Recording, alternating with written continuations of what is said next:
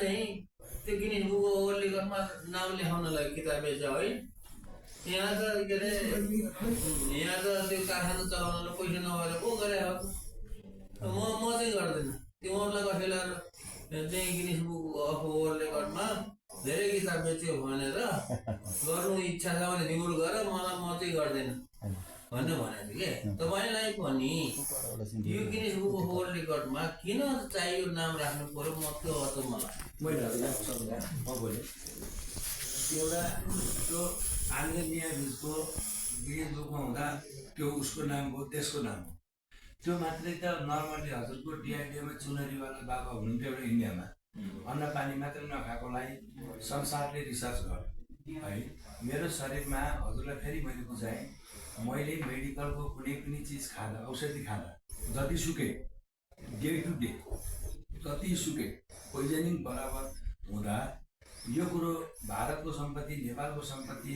अब आध्यात्ममा जाँदा भगवान् शिवले मात्रै विष खाएको पाइने हुँदा यो कुरालाई मेडिकल साइन्सले, विश्वले के कसरी अचम्म हो भन्ने कुरो विश्वले भन्छ। नै मेडिकल साइन्सको कुरा त्यो छुट्टै कुरा हो, त्यो वर्ल्ड रेकर्डसँग सम्बन्धित छैन। त्यो वर्ल्ड रेकर्डको कुरा राख्नु, त्यो मैले वर्ल्ड रेकर्ड भने होइन। मेडिकल साइन्सको कुरो गर्नको लागि तपाईँले भन्नुभयो धरान बिपिकेएसआइएसमा चाहिँ होइन, तपाईँको घर त्यही हुनुहुन्छ। त्यहाँ चाहिँ तपाईँहरूले डक्टरहरूसँग सरसल्लाह गरेर टिम बनाएर चाहिँ त्यहाँ बसेर तपाईँको शरीरले कसरी काम गरिरहेको छ त, खाना नखाँदाखेरि पनि बुझ्नुभयो नि, खाना खाँदा पनि कसरी काम गरिरहेको छ, कसरी इनर्जी निकालिरहेको छ भन्ने कुराको वैज्ञानिक अनुसन्धान गर्नलाई डक्टरले चाहिन्छ। यो विषय अरूले गरेर हुँदैन होइन, अरू इन्जिनियरले गरेर हुँदैन, अरू वैज्ञानिकले गरेर हुँदैन। अब डक्टरी भनौँ न मेडिकल सम्बन्धीले नै यसमा अनुसन्धान गर्ने पर्ने हुन्छ। त्यही कारणले तपाईँ चाहिँ एउटा उसको रूपमा चाहिँ एउटा भनौँ न त्यो प्रयोग गर्ने एउटा वस्तु जस्तो बन्नुभयो, बन्नुभयो अनि तपाईँ उनीहरूले प्लान गर्छन्, उनीहरूले के चेक गर्नुपर्ने हो चेक गर्छन् होइन। तपाईँ चाहिँ त्यहाँ कुनै एउटा सुरक्षित ठाउँमा बस्नु पर्यो। त्यो कुरा चाहिँ त्यो बिपिकेएचआई जस्तो संस्थाले, त्यो त युनिभर्सिटी हो नि, त्यो त युनिभर्सिटी हो।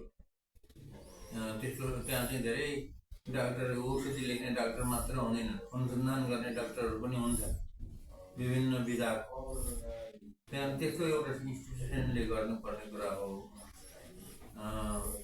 तर त्यो भित्रै हुनु पर्यो, अस्पतालभित्रै त्यही नै हुनु पर्यो। अथवा तपाईँलाई आर्मीको कुरा निकाल्नु भएको थियो, आर्मी हामीले गर्नु, आर्मी हस्पिटलले गर्न चाहन्छ भने आर्मी हस्पिटलले गरोस् कि होइन। अब त्यस्तै किसिमको ल यो कुरा चाहिँ अध्ययन गर्नुको लागि भने त्यो हिसाबले त्यतातिर गएर चाहिँ गऱ्यो भने र उनीहरू राजी भयो भने ठिकै छ। अब यो जस्तो हामी जस्तोले चाहिँ अब यो अनुसन्धान गर्ने भन्नु हुँदैन, त्यो स्वास्थ्यको एक्सपर्टहरू नै चाहिन्छ भनेपछि अरूले त गरेर त हुँदैन। उहाँले भने स्वास्थ्यको एक्सपर्ट चाहियो भने राज्यले सहयोग गरिदियो हुन्थ्यो, मन्त्रीज्यूबाट केही पहल हुन्थ्यो कि हजुरलाई अहिले भर्बल्ली आएन, हामीले मौखिक हजुर हाम्रो रेग्मी बन्धुहरूले त्यो सबै डकुमेन्टहरू केन्द्रीय होल्ड नेपालको केन्द्रीय हजुरलाई लिखित आउँछ। हजुर अहिले चाहिँ जानकारीलाई इन्फर्मेसन दिन आएको मैले नै तपाईँले के गर्ने हो त्यो कुराको एउटा भयो भने मैले कोही अस्पतालहरू, कोही भनौँ न मेडिकल साइन्सका डक्टरहरू अब विद्वानहरूले यो सम्बन्धी के तपाईँहरूले अध्ययन गर्न चाहनुहुन्छ त भन्न मैले त्यति भन्न नसकिन्छ। त्यसरी गरिदिनु पर्यो भन्न कसैलाई भन्नु त सक्दिनँ। कसैले गर्न चाहने भने उहाँको जुन अद्भुत शक्ति छ, त्यो क्षमता छ होइन, हेलो कतिले परीक्षण गर्न चाहनुहुन्छ भने गरिदिनुहोस्, गर्न चाहनुहुन्छ भने कोही हुनुहुन्छ भनेर सोध्नु पर्यो क्या। त्यति कुरा चाहिँ मैले तपाईँले के हो त्यो लेखेर यस्तो गर्नु भएको छ, गर्न चाहनुहुन्छ, आफ्नो क्षमता देखाउन चाहनुहुन्छ र त्यसलाई चाहिँ अब मेडिकल फिल्डमा कसैले मेडिकल रिसर्च भनौँ न, एक किसिमले मेडिकल रिसर्च गर्न चाहनुहुन्छ भने ल आउनुहोस् भनेर कोही आएर गर्न चाह्यो भने गर्छ। अब त्यसमा चाहिँ मन्त्रालयले त अरू के गर्न सक्दैन। हामीले हजुरलाई प्रधानमन्त्रीज्यूसँग देखि लिएर सबै स्वास्थ्यलाई अब लेटर आउँछ। अन्त हजुर निराली बाबा बोल्दै भए पनि हामीहरूले चाहिँ यो सरकारसँग भन्दा पनि हजुरको व्यक्तित्व, आफ्नो जुन हजुरले आफ्नो राष्ट्रपति खोज अनुसन्धान तपाईँले भने जस्तै यो किसिमको अनुसन्धानै हो।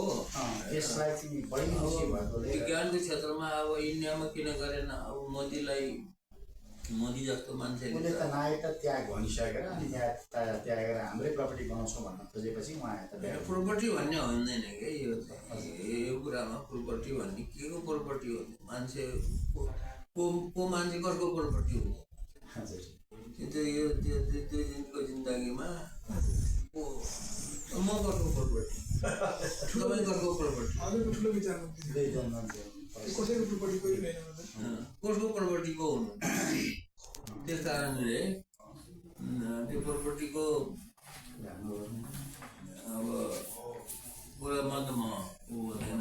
र इन्डियामा पनि यस्ताहरू होलान्, धेरै अब यस्तो इन्स्टिट्युटहरू होलान् जसले चाहिँ वैज्ञानिक अनुसन्धान गर्न चाहन्थे कि तपाईँ चाहिँ त्यतातिर लाग्नुभयो। त्यतातिर कुनै इन्स्टिट्युटहरूतिर मेडिकल भनौँ न, हजुरको डिआरडिओ भन्ने संस्था आर्मी रक्षा मन्त्री डिफेन्स रिसर्च एन्ड डेभलपमेन्ट अर्गनाइजेसनले अन्नपानी नखाएको बाबाको अनुसन्धान गरेको थियो एउटा पहिले, र त्यसले गर्दैन भनेर नेपालमा पसेको डकुमेन्ट नेपालका आधार लिएर गएँ।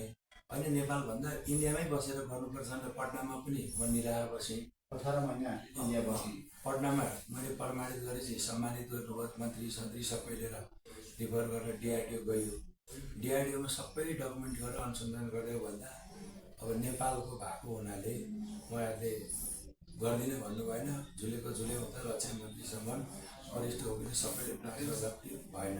अब मेरो काममा चाहिँ त्यो किसिमको आएपछि मैले होइन यो सबैको सम्पत्ति अथवा यो चिज विज्ञान विश्वलाई मेडिकललाई भन्दा अनि म यहाँ फर्केँ। अब हजुरले विज्ञान मन्त्रालयमा पनि हामी सबै चिठी आइरहेको छ प्रधानमन्त्रीज्यू सबैलाई। अब मन्त्री परिषदमै राखेर हजुरहरूले आर्मीमा गराइदिनु सबभन्दा राम्रो, हजुरहरूले बिबिकेएसएसमा गराइदेऊ, हेर रिसर्च गर। अनि इन्डिया पनि डिआरडिओले किन गरेन भन्दा उनीहरू नै आउला, विश्वले चासो राख्ला। हजुर अरू डक्टर एक्सपर्ट वैज्ञानिक डक्टरहरूले पनि खोज्नुहुन्छ, अरूलाई बोलाउनुहुन्छ। अनि यो मेडिकल सम्बन्धी नै भएको हुनाले अनुसन्धान चाहिँ हुनुपर्छ भन्ने हजुर मात्रै देशमा व्यक्तित्व पाइन्छ। अनि भरवाली भेटौँ, हाम्रो रेग्मी बन्धुको अध्यक्षले हजुरलाई फोन गर्नुभयो, उहाँ हामी 50औं मान्छेको मिटिङ बस्यो। अनि काठमाडौँमा आएर पनि मिटिङ बस्यो। उहाँ हाम्रो संयोजक अहिले मलाई उजागर गर्नमा उहाँ पीठाधीश अति गोप्य मान्छे मात्रै छौँ भन्दा उहाँले हजुरसँगको चिन्जान कता पेपरमा भेटघाट भएको पहिले अनि भेटेर मौखिक र त्यो वेबसाइट हजुरको नभ्याएको होइन, सबै कुरो वेबसाइटबाट हजुरले अध्ययन पाइहाल्नुहुन्छ।